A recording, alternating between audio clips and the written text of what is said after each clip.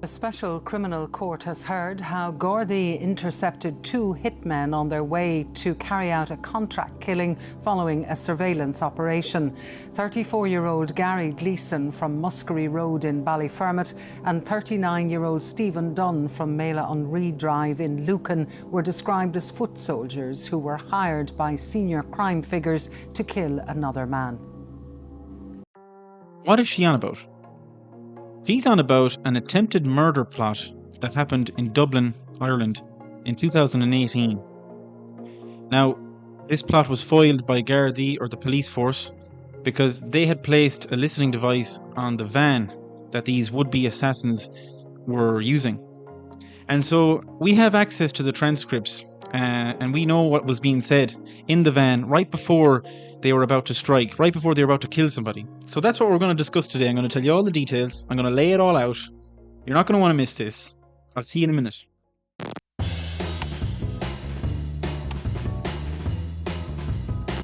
So let me introduce a fella by the name of Fat Freddie Thompson, a senior Kinahan lieutenant at this point. Now, Fat Freddie Thompson, he had an enemy, a long-standing personal enemy, by the name of Michael Frazer. Alright? Now, Fat Freddie Thompson had tried to kill this Michael Frazer on a couple of occasions in the past, but he failed. Michael Frazer actually had gotten the nickname of Mickey Nine Lives because he kept avoiding death. He kept escaping these assassination attempts. Alright? And so two men are selected to carry out this hit. Gary Gleeson and Stephen Dunn. Now these lads were not elite assassins. Gary Gleeson was involved in organised crime. He did have links to the Kinahan network. And Stephen Dunn, although he did have a previous conviction of possession of drugs with intent to supply, he really wasn't seen as a major gangland figure. But he was known to be a close associate of this Gary Gleeson fella. Right, so these two boys are gonna kill Michael Frazer. Both of these men were heavily in debt to the Kinahan network, and so that's why they took this job. They needed relief from this debt. So they were desperate. They weren't your typical professional hitmen. These were two desperate criminals. And Stephen Dunn as well, he had a very bad drug habit. He was a drug addict. Alright, now another thing you have to understand around this time is that because there were so many of these killings, these gangland killings, Jesus. Because there were so many of these happening, the Gardaí had a lot more resources, and so on the 28th of July 2017, the Gardaí receive the following intelligence. They hear that a hit team is planning to kill Michael Frazer. The Fiat Doblo van is identified as the murder vehicle, and there's also a Honda Civic and a Volkswagen Golf that is linked to this plot. So Gardaí begin their surveillance on the three of these vehicles, and they're just following them around everywhere, and they're keeping an eye on them. They then get the authorization to place a listening device on the Fiat Doblo van. So the guards are ahead of them. The guards are all over this, right? They're all over it.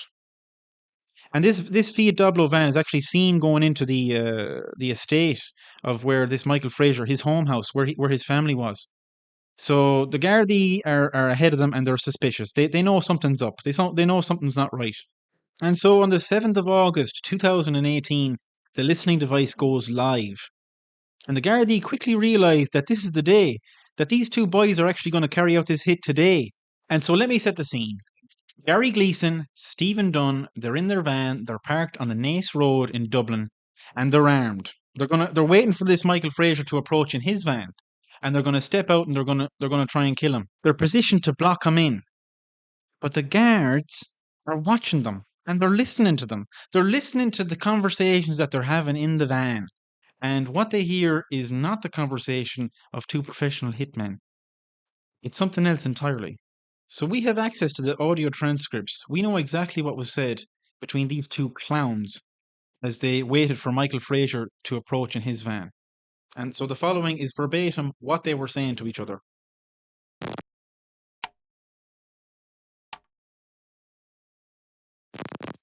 When the two lads got into the van that evening, they started affairs by snorting cocaine. And the guards listened as Dunn asked for instructions. What do you want me to do, Gar? Plug him. Just pull out then when you see him coming. Plug him there when you see him coming, like.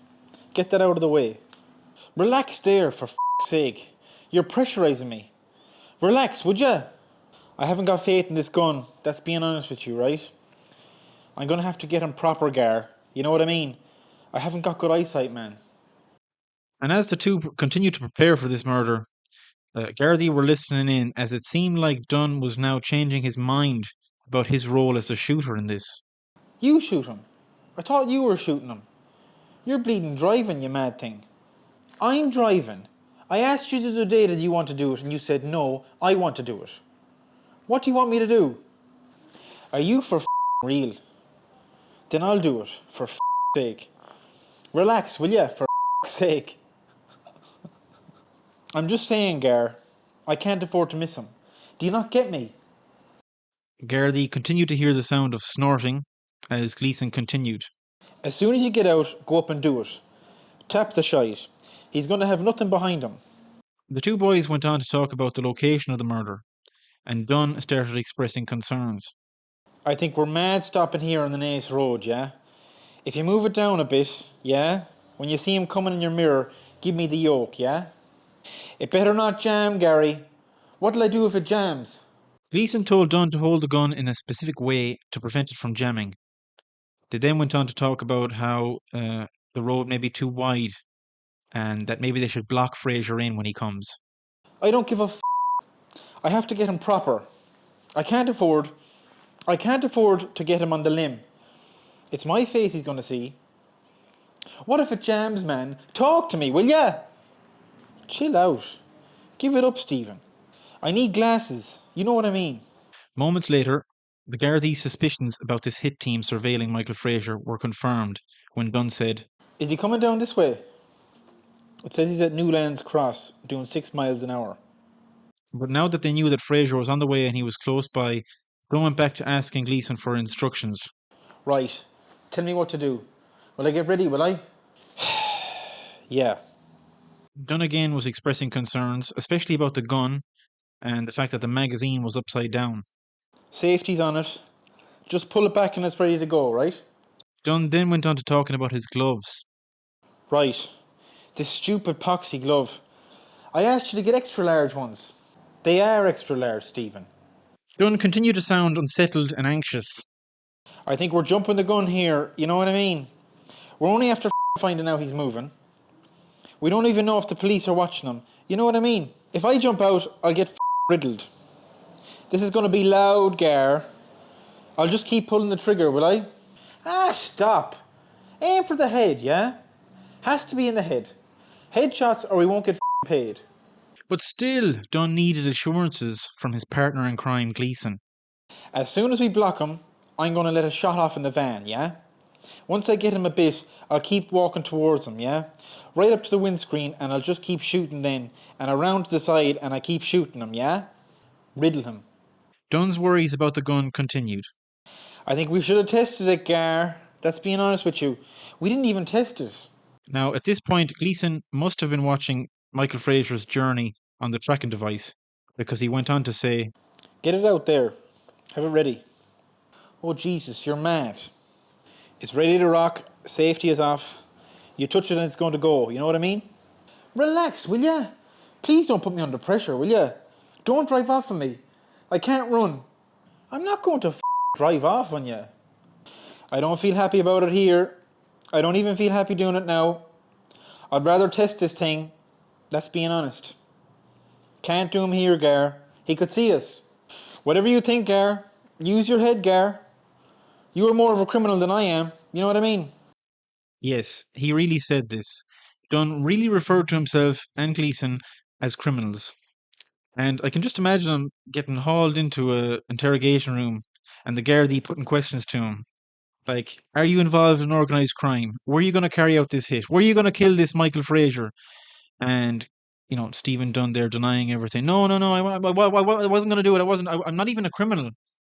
And then the Gardaí say to him, right, play the tape. Roll the tape. So as they were sat in their van on the Naas Road in Dublin, they continued to monitor Frazer's journey on the tracking device. And now Dunn sounded excited. There it is there, look. It is. Gary, see that white van? Oh, that's a refrigerator one, isn't it? His disappointment did not last long. That's him there, Gary. There he is over there. See him? See him over there, look. He stopped. What's he doing out at the transit? That's not him. I'll tell you now in a moment. By this point, Gardaí had heard enough, and so at 10 minutes to 8 on the evening of August 7th, armed officers from the Emergency Response Unit surrounded the van and arrested Stephen Dunn and Gary Gleeson and brought them in for questioning.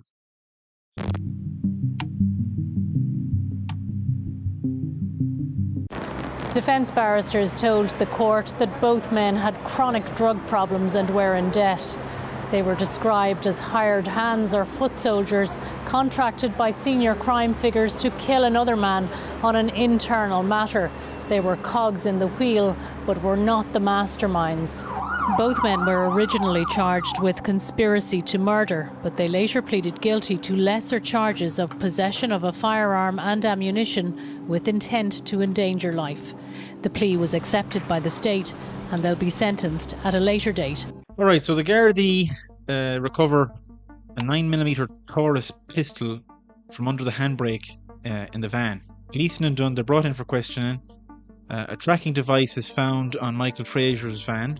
Stephen Dunn's DNA was found on the pistol, and Gary Gleeson was caught on CCTV buying a top-up for the SIM card for the tracking device for Michael Frazer. So the trial started on the 21st of June 2018. Gary Gleeson and Stephen Dunn pleaded guilty to possession of a semi-automatic pistol with 10 rounds of ammunition with intent to endanger life. Gleeson received a sentence of 12 years with 1 year suspension, and Stephen Dunn received the same, 12 years, but with 2 years suspended. It emerged in court that Gary Gleeson owed €80,000 to the Kinahan cartel, and Dunn's heroin addiction was also mentioned in the litigation.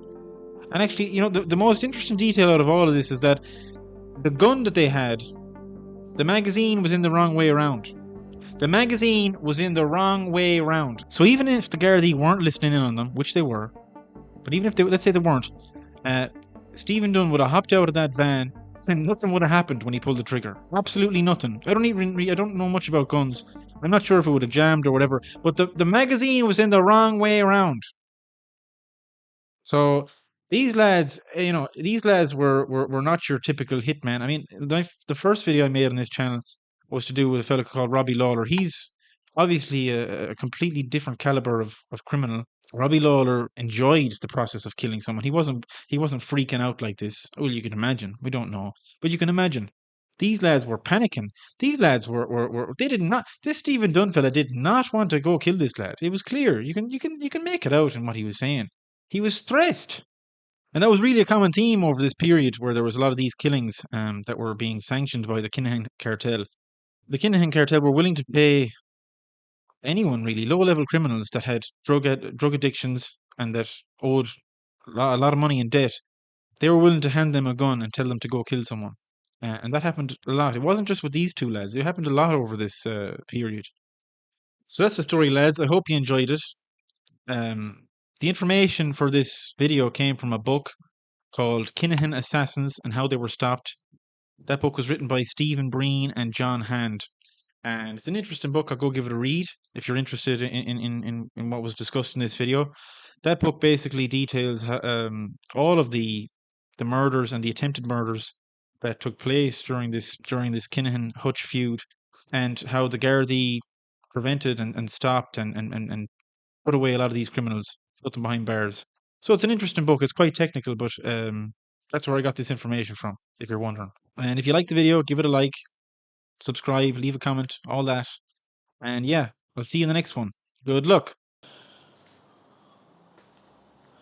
I don't know who's the bigger idiot, them boys in the van or me reenacting the fucking thing. I feel like a bit of a clown, I'm not going to lie to you. Relax, will ya?